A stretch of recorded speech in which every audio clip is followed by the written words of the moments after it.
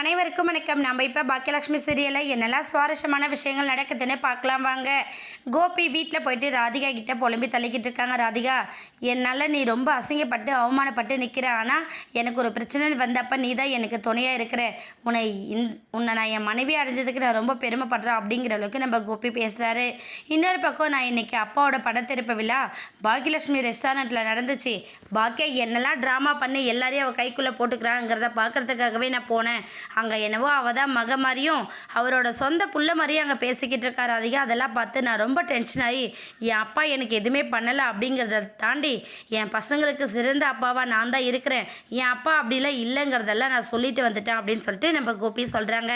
இதனால கடுப்பான ராதிகா, கோபி எதுக்கு இங்கே தேவையில்லாத வேலை நீங்கள் பார்த்துட்ருக்கீங்க? நீங்கள் சிறந்த அப்பாவா இல்லையாங்கிறது உங்கள் பசங்க எல்லாருக்குமே தெரியும். நீங்கள் அதை தாண்டி ஏன் ரெஸ்டாரண்ட் போனீங்க அப்படின்னு சொல்லிட்டு நம்ம ராதிகா ஒரு பக்கம் பேசுகிறாங்க. உடனே கோபி வந்து, இல்லை ராதிகா, பாக்கியலட்சுமி ரொம்ப ஆடிக்கிட்டு இருக்கா, அவளோட ஆட்டத்தை நம்ம அடியோட ஒழிக்கணும். அப்போ தான் அவள் வந்து எல்லாரையும் அவள் கைக்குள்ளே போட்டு ரொம்ப கர்வத்தோடு அவள் விருப்பப்படி எல்லாத்தையும் ஆட்டி படிச்சுக்கிட்டு இருக்கா. அவளை எதுவுமே இல்லாத ஒண்டி கட்டியாக நிற்க வைக்கிறேன்.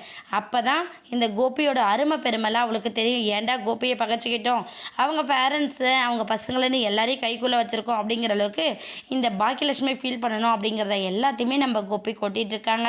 உடனே ராதிகா சட்டுன்னு கோப்புறாங்க. போதும் கோபி, நம்ம நேர்மையாக தான் யாரையும் ஜெயிக்கணும், மறைமுகமாக போய் ஜெயிச்சு ஒன்றும் ஆக போகிறதில்ல. நீங்கள் எதுவாக இருந்தாலும் நேரடியாக பண்ணுங்கள், இப்படி மறைமுகமாக எதுவுமே பண்ணக்கூடாது அப்படிங்கிறத கோபிக்கு எடுத்து சொல்கிறாங்க. ஆனால் யார் என்ன சொன்னாலும் சரி, அந்த பாக்கியலட்சுமி பழி வாங்கி அவளை தனிமரமாக நிப்பாட்டுறது தான் என்னோட வேலை. அதனால எதை இழந்தாலும் சரி அப்படிங்கிற முடிவில் நம்ம கோபி இருக்கார். அது மட்டும் இல்லாமல் கண்டிப்பாக முதல்ல நம்ம பாக்கியோட ரெஸ்டாரண்ட்டை கைப்பற்றணும் அப்படிங்கிற மாதிரி தான் நம்ம கோபியோட பிளான் இருக்குது.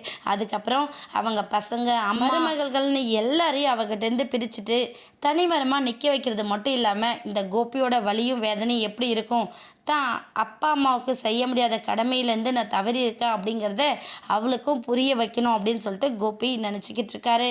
என்னாக போதுன்னு வெயிட் பண்ணி பார்க்கலாம். இந்த வீடியோ உங்களுக்கு பிடிச்சிருந்தா மறக்காமல் நம்ம சேனலை சப்ஸ்கிரைப் பண்ணுங்கள். தேங்க்யூ.